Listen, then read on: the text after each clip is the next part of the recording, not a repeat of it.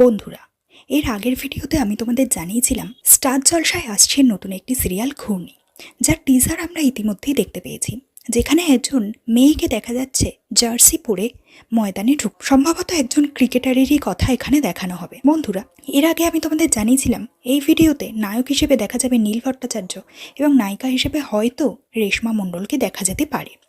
তবে এখন জানা গেল ধারাবাহিকের নায়িকার নাম রেশমা মণ্ডল নয়, ধারাবাহিকের নায়িকা হিসেবে আমরা দেখতে পাবো জনপ্রিয় ইউটিউবার আঁখি রায়কে। শোনা যাচ্ছে আঁখি রায়কে অ্যাপ্রোচ করা হয়েছে এই ধারাবাহিকের জন্য, অডিশনে সিলেক্ট করা হয়েছে তাকে। বন্ধুরা, আমরা এর আগে ইউটিউবার মিষ্টি সিংহ রায়কেও সিরিয়ালের জগতে প্রবেশ করতে দেখেছি। এরপরেই ইউটিউবার আঁখি রায়কেও আমরা দেখতে পাচ্ছি সিরিয়ালের জগতে প্রবেশ করতে।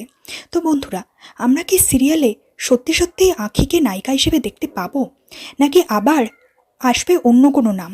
সমস্ত তথ্য সবার আগে জানার জন্য অবশ্যই আমাদের চ্যানেলটি সাবস্ক্রাইব করে আমাদের সঙ্গে যুক্ত থাকবে।